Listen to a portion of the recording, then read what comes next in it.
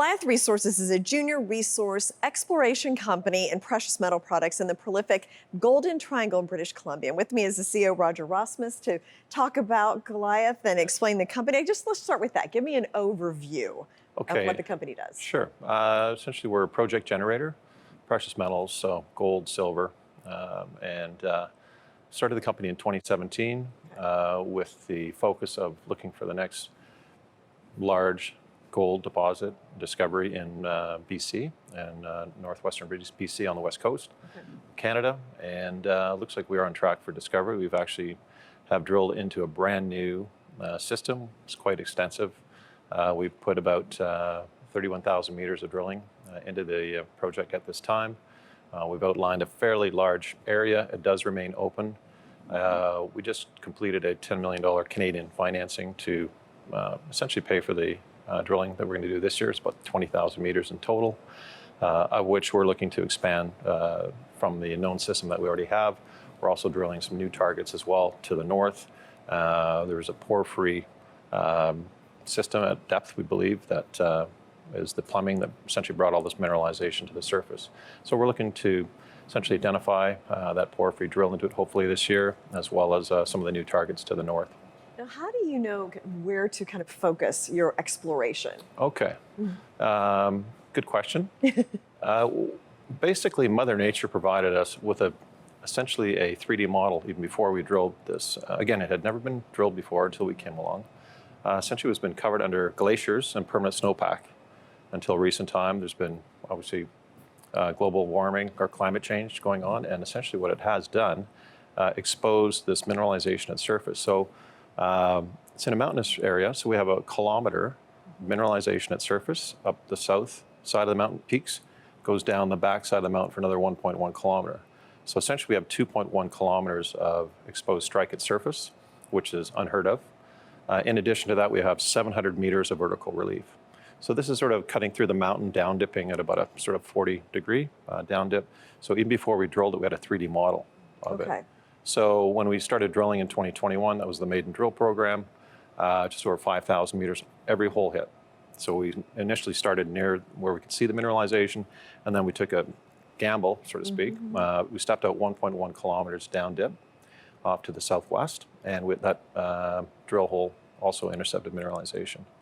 So just to kind of sum it up to date, of the 31,000 meters of drilling, 97% of the holes have actually hit mineralization in this area. So it's quite prolific, it's very robust, predictable, and the continuity is essentially what any geologist or any senior miner would like to see in any project. And that's interesting because you have kind of like the 3D modeling. It reduces your risk that you're going to go and spend a bunch of money and not funny. So that helps, you kind of know where to target. Exactly, because some companies, they're looking, generally it's flat ground, so they have a geophysical target that they're looking to try and hit, versus we could see this. So it was a pretty, I would say, a low risk drill program. And then 2022, we did step out like 1 kilometer, 2 kilometers, just to see how big the system could possibly be. We did hit mineralization. However, the grades weren't really economical, but now we've kind of honed in. We kind of have a really good idea as to, again, where this porphyry feeder source might be coming from and the higher grade zones of mineralization. Now, is this gold? Gold, yes. Just gold? Oh, gold, silver. Gold and silver. We have copper. We have lead, and we have zinc as well. And this one that you're talking about in British Columbia, is that all of those minerals or just gold?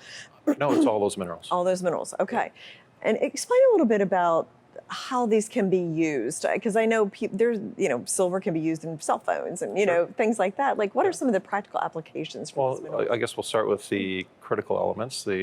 Obviously the copper and the zinc can be used for batteries and this whole home building and the EV push, and obviously gold is a preserver of wealth when people are looking for protection of their wealth, right, type of thing. So, and we're seeing a lot of the bigger countries around the world increasing their purchases of gold as well.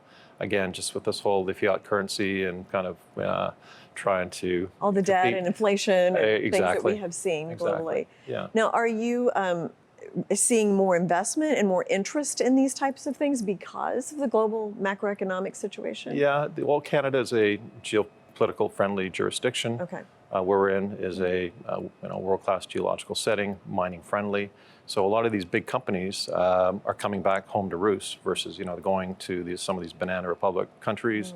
They invest billions of dollars, and then the government changes and like, oh, we're going to nationalize that. We're taking that asset back, which we're seeing on a daily basis. So in the area alone where we're focused, there's been about $5.5 billion of M&A transactions. And more recently is, I guess, the Newmont taking over Newcrest, which is Australian. So that's going to become like a fairly large company with a bigger footprint now in the Golden Triangle. So there's quite a few senior mid-tier type companies. So we think we're, after this year's program, I think we're going to be an excellent target for one of these senior miners who are running out of gold because of their production is outstripping the future demand. They need new deposits, essentially. So they're like a big hungry dinosaur. 10 years down the road, they're going to a barn down the road. Make sure there better be some more gold for them to mine when they get there. Business, otherwise, guess what? They're going to go off a cliff. I mean, that's interesting because they'll be looking for companies like yours that have already kind of got the whole process in place. It's just easier for them to make an acquisition than to start from the very beginning. For sure. And certainly where gold, trading at where we are today, I hadn't looked, but clearly they're making a lot of money at the moment. And eventually that money will trickle down to acquiring the juniors, because essentially they do not have any exploration expertise at all. They got rid of that years and years ago. So they rely on companies such as Goliath to go and find the new stuff, to take the risk. And ultimately that's going to be our end goal, or sort of that's the strategy. Okay. It makes a lot of sense. Sure. So now what about the environmental? You hear a lot about, mining and things like that, and the permits and all of that. I mean, how do you navigate that and, make sure that you can work in a business in an efficient manner? That's a good question as well. Just recently there was a new mine. Actually, there's 3 mines going into production in BC. So obviously you've got to, tick the boxes and be environmentally friendly. With this ESG, one thing I can say about our project to date is we have completed early metallurgical work. We're getting a 92.2% recovery, essentially at a 327 micron crush, which is essentially the grain size of a sand on the beach. So you're not using a lot of power as well. There's no deleterious material. So that's when you're bringing in, when you have to use sort of chemicals and so on. So for our known system at the moment, no chemicals are required. So it's going to be underground, no chemicals. You're getting almost 50% free gold from gravity alone, which is the cheapest form of gravity. There's already a town built, about a 10-minute helicopter ride that can house up to 300 people. We sit on tidewater access. It takes you down to Prince Rupert, where you got rail right across Canada, or you can take material out to the sea, out the Pacific. So we tick all the boxes for, I guess, any senior mid-tier mining company looking to. Well, and you mentioned that the town. I mean, that's interesting. That's a local economy boost as well. Well, actually, it's a ghost town when we're not there. Okay. So it was originally built for the moly mine, the molybdenum mine, back in the 80s. And that went Chapter 11 shortly thereafter. Moly prices crashed, and everyone just left. So it can house, again, up to 300 people. There's high tension power there. And there is the old mill, which is permitted there as well. So from a sort of a brownfield type of scenario, we have signed an MOU with a number of other companies looking at the viability of possibly processing material on already a brownfield site. So that would cut a lot of time, would take to essentially take this to production type of thing. Now, I saw on the website the Golddigger project. Oh, yes. You want to talk about that? Well, essentially the Surebet Zone, that discovery, and I was going to say everyone needs a gold digger. Just kidding. That's where the Surebet Zone that we discovered is situated. So, and that property has expanded up to almost 59,000 hectares now. So we've doubled the size. The Surebet Zone itself and our Bonanza shear occupy a very small part of that entire area. So the idea, if a senior was to come along and take us out, we would actually just deal with that particular asset, or certain areas, maybe 5 kilometer area of influence, and then the rest we would carve out, put into a brand new public company, and then continue to explore. Because again, that's our expertise. Our expertise is not putting mines in production. Okay. Right. And the biggest value for shareholders coming into this state is the exploration discovery side of things. Because basically, you get up to that point where you're at a preliminary economic assessment or a pre-feasibility study. Then you go into the mining phase, which is kind of a boring time life cycle of a company. If you look at the Lassonde curve, is a good kind of a image for people to understand if they don't understand the mining industry. Like, when do you get in, when do you get out, that type of thing.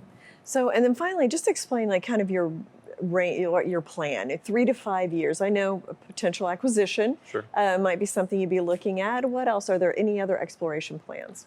Yeah, well, we do have another project to the south, very close to Terrace. This is the biggest area of population where you fly into international flights. So it's out of Vancouver, BC, an hour and a half north to Terrace, and very close to the Yukon border, and an Alaska border as well, actually.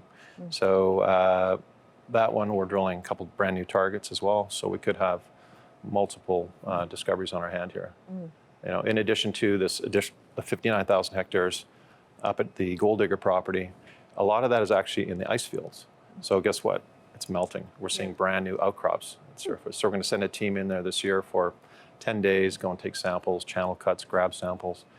If any of these come back, the assays kick with some high-grade gold, silver, what have you, these could be drill targets for 2024. Okay. Yeah. Very interesting. Thank you so much, Roger, for coming in. Thank you. Thanks for having me.